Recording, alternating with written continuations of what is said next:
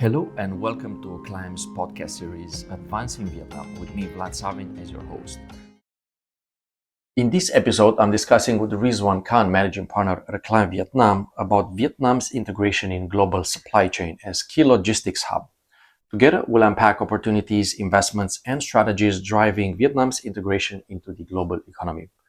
Rizwan, welcome again to our Advancing Vietnam podcast series. Thank you very much, Vlad, for inviting me. Over the past decade, Vietnam has emerged as a rising star in global manufacturing and exports. With its strategic location in Southeast Asia, a growing network of free trade agreements, a strong government commitment to infrastructure, the country is positioning itself as a key logistics hub for the region and beyond. But what does it really take to become a global logistics powerhouse? What are some of the challenges behind the scenes? And how is Vietnam adapting to its fast evolving landscape of global supply chains, especially amid shifting geopolitics, tariffs, technological disruptions, and green logistics trends? Let's see if we can provide some practical insights for our listeners, especially now when the entire kind of global economy is moving towards either integration, internationalization, or more closer to a national view of doing trade and economics for FDI. So Vietnam's position is somewhere in the middle, and it's interesting to see how it can leverage its values to become a powerhouse within the global supply chain. Let's start with the first question, Rizwan. If we can go through in, let's say, an introductory focus on Vietnam's evolution as a global supply chain in the last decade, and where do you see the main drivers that drove this evolution?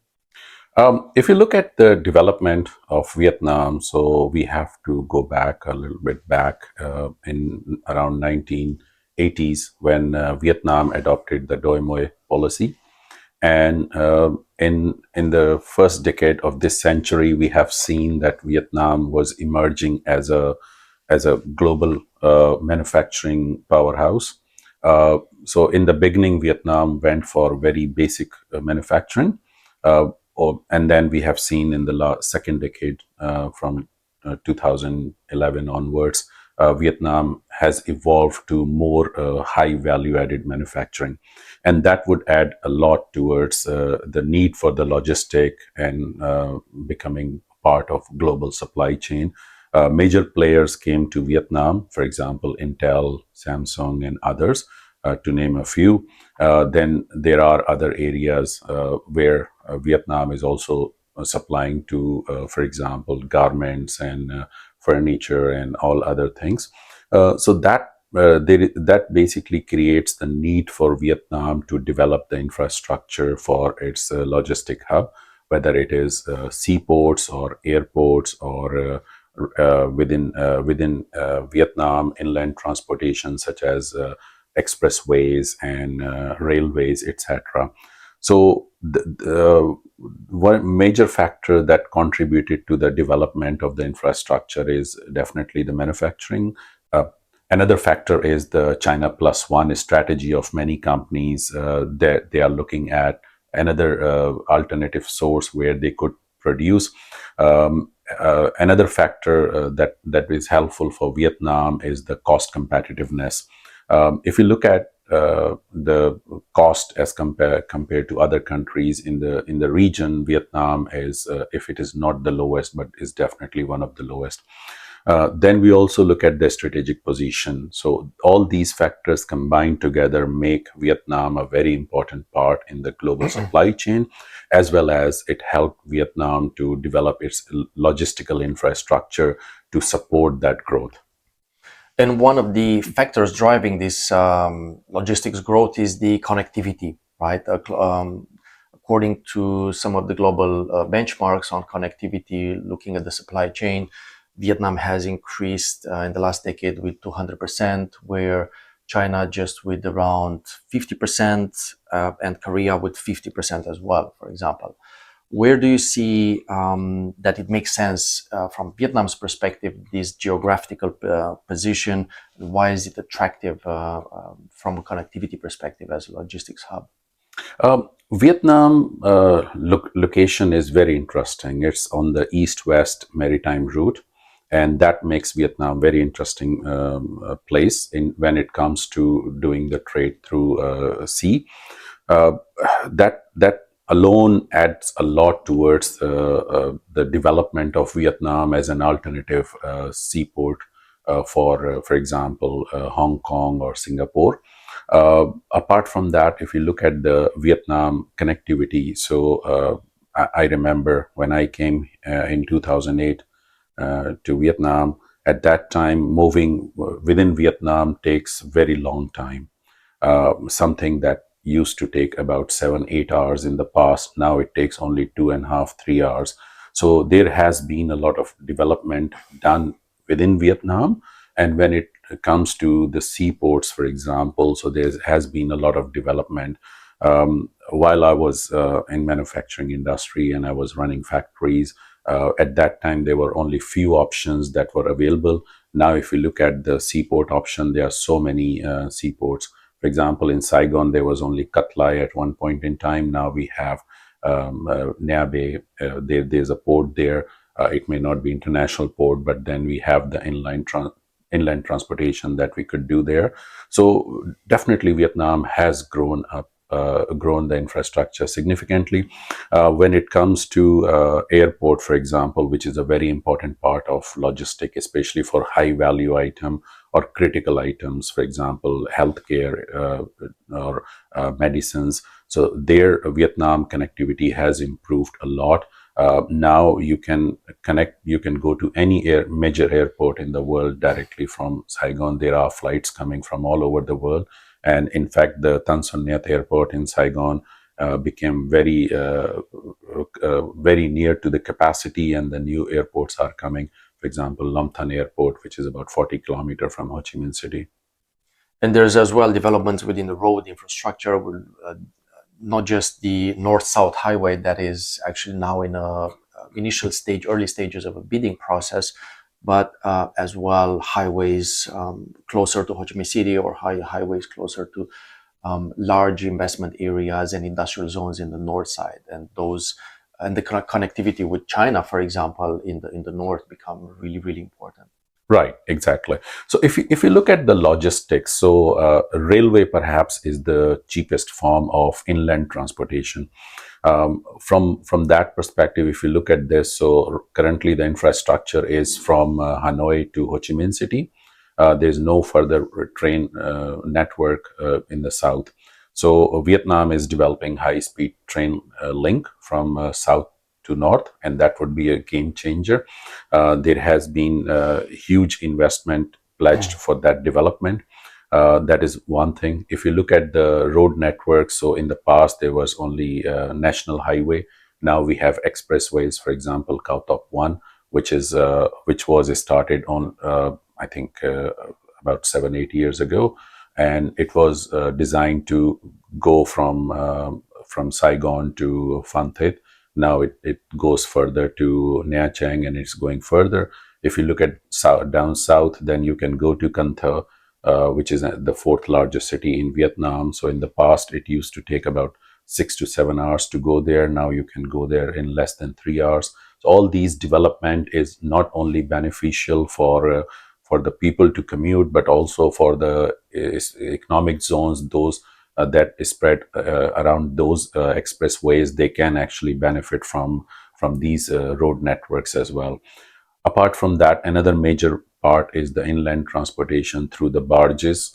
In the past, that was not possible. Now, in some industrial parks are connected through the waterways, and they can bring the containers from the industrial park directly to the port.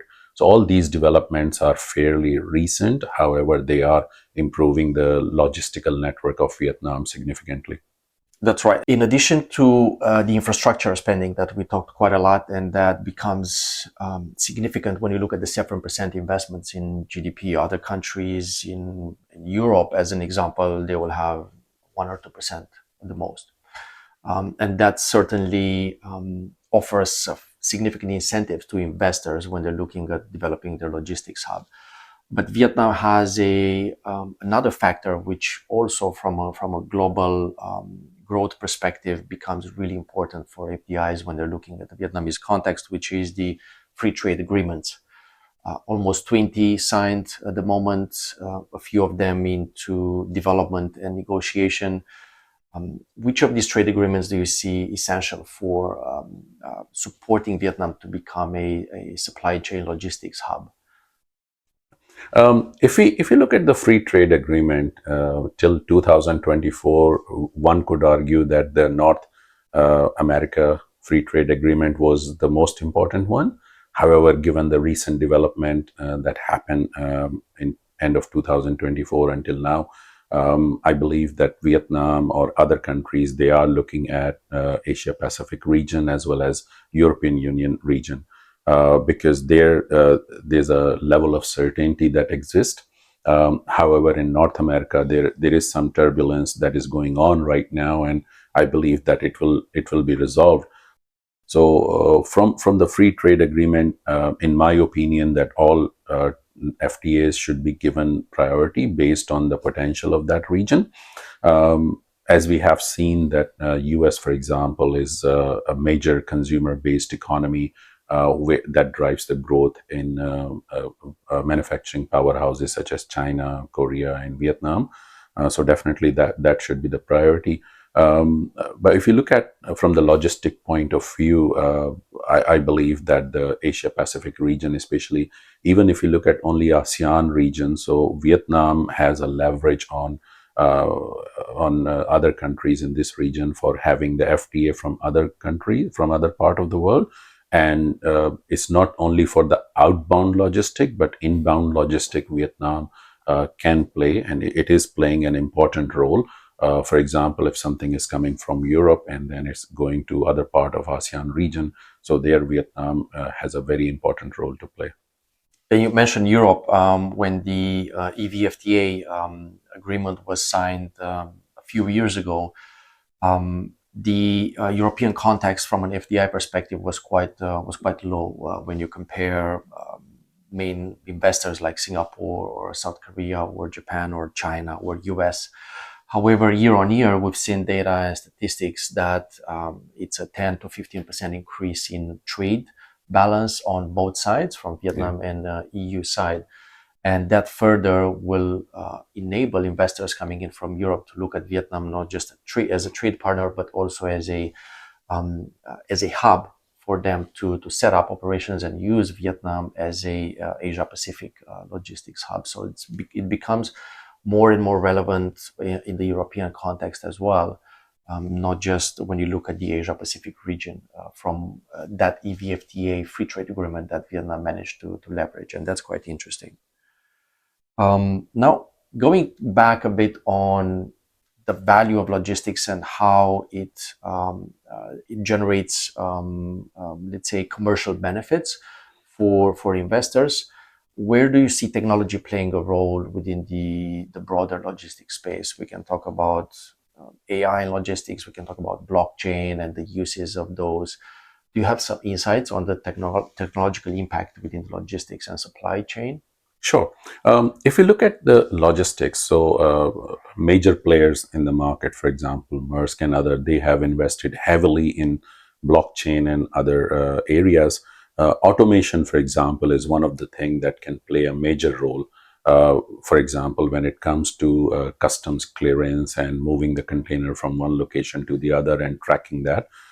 So that automation will play a significant role. And in terms of digital transformation, Vietnam is growing very fast. In fact, it is coming as one of the important player in the market, in the global tech market. So from that perspective, Vietnam has implemented a lot of these technologies in place, and that is helping Vietnam to clear up the backlog very fast and improve the custom clearance process. Another important part is that using, for example, blockchain when it comes to export of livestock or food products that may be at risk of perishing, or there's no origin can be identified. So there the blockchain can play a very important role, and it does play. Then another important aspect here is that we look at the green logistic, and that sustainability and the preservation of the environment, that is very important. And from that perspective, when we look at the green warehousing, so Vietnam is coming up very fast in that area as well. So ESG is no longer a buzzword in Vietnam. In fact, companies, they are looking at going to more sustainable areas. And when we talk about sustainability, so it should not be just the tick the box approach, but it should be proven by the facts. And that's where the technology plays an important role, that can measure and monitor the performance in real time, and they can show the data without any manipulation. So therefore, technologies such as automation, blockchain, that these are really important when it comes to logistic part of especially in the sustainability and speed, and making sure that the products and the services are delivered in a proper manner. And eco-industrial parks are an important piece of the puzzle in this broader logistics and supply chain narrative. And we've seen the Vietnamese government, the authorities are promoting the development of these type of industrial zones that are focused on long-term sustainability, that have energy efficiency, that have waste management, that is at the top line, but you're looking at best international practices. And that's where I think Vietnam wants to position itself and needs to position itself to really become a global supply chain hub, especially now when we look at sustainability goals and net zero carbon emissions and things like that. It is essential to maintain and elevate that level of sustainability required by many of the international investors that are looking at the Vietnamese context. Indeed, and if you look at Vietnam, so the renewable sources of energy in Vietnam, there are idle sources as well as the solar energy. Vietnam location is ideal for these two sources at the least. If you look at the renewable sources of energy, for example, hydel as well as the solar energy, so Vietnam is at a very Vietnam is at a very ideal location where it can leverage on this. If you travel, for example, from Phan Thiết to Nha Trang, and you will see the windmills, they are being installed there, and there's a lot of energy taken from the wind mills as well. So all these make Vietnam a very, very good location for going for eco manufacturing, or for example, net zero, so green warehousing, green manufacturing, and rooftop panels are something that are in place for quite some time, and that makes the manufacturing a very interesting one if you are considering about the ESG compliant manufacturing. We talked quite a lot about the positive side of the story and Vietnam's position that is in a way brightened up by the government, the authorities, and as well the private sector investments within the development of the infrastructure, and as well the, let's say, the sustainability focus. But certainly there are challenges.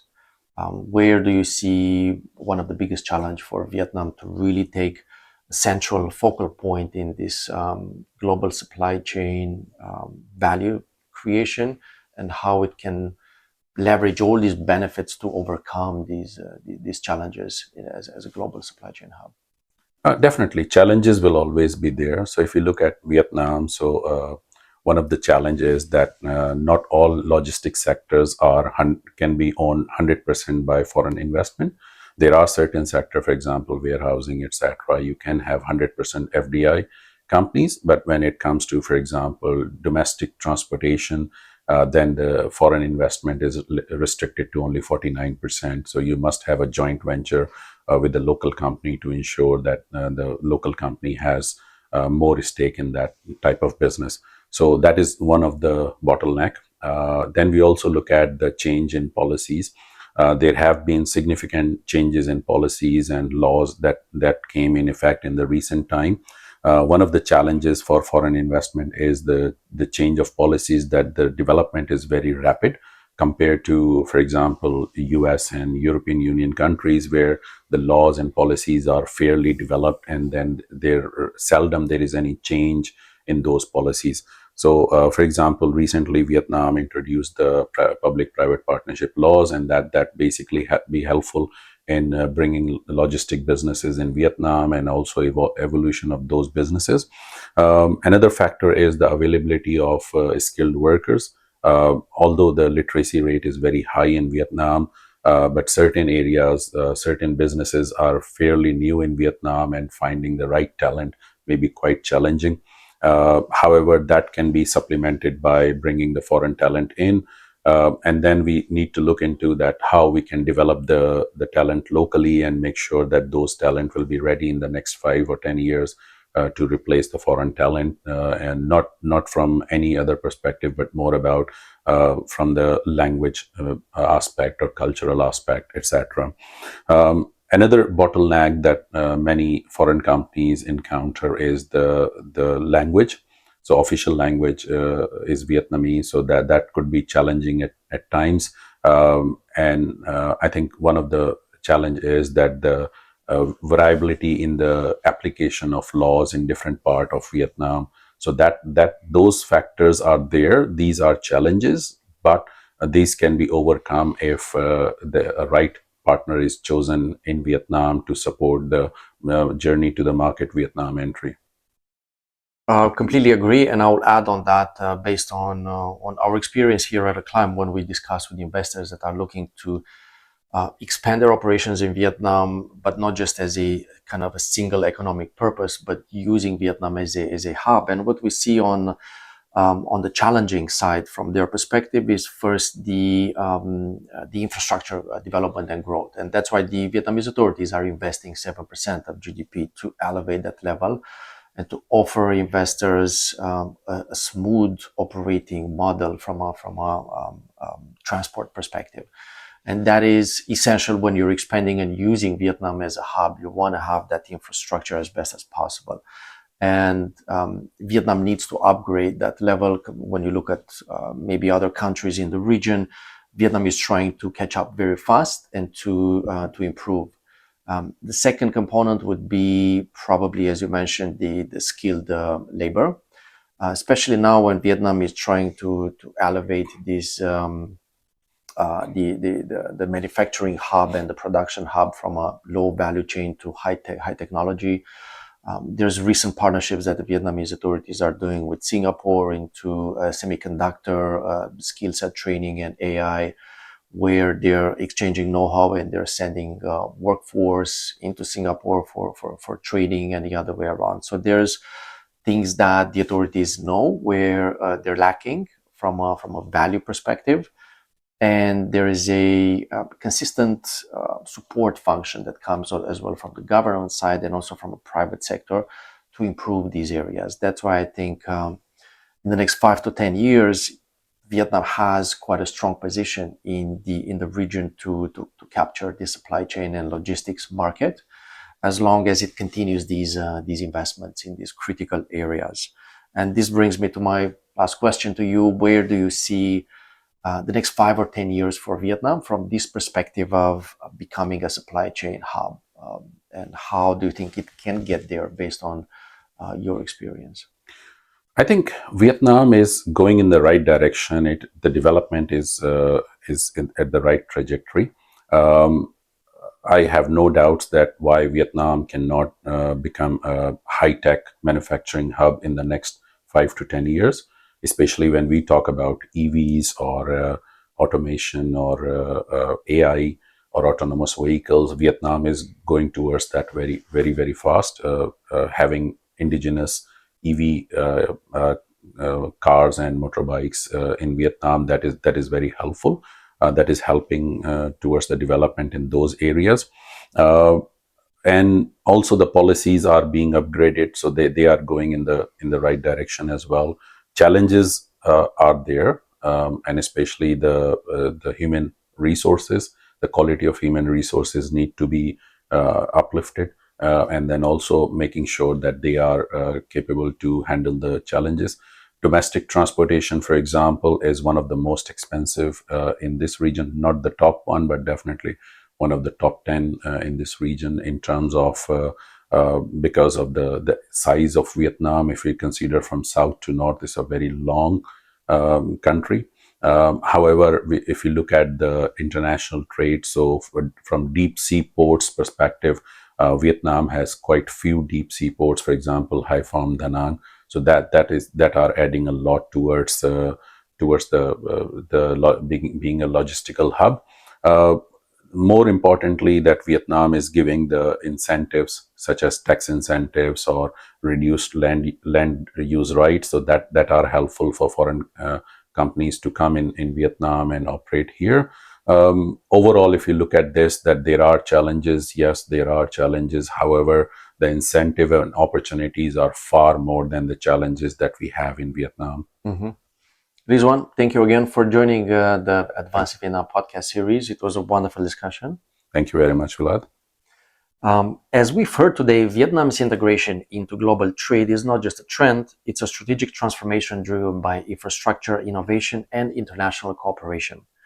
If your business is exploring opportunities in the Vietnamese context, either in the manufacturing side or logistics or general trade or supply chain products, navigating regulations and these complexities in the market is essential.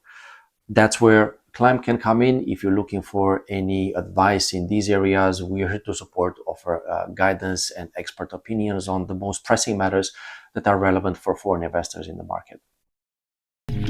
And many thanks to you, our listeners, for tuning into Advancing Vietnam podcast series. For more information about this topic, please check out our publications on vietnam.acline.com. And if you want to reach out to us for any additional details, feel free to contact me on LinkedIn or throughout the website contact details.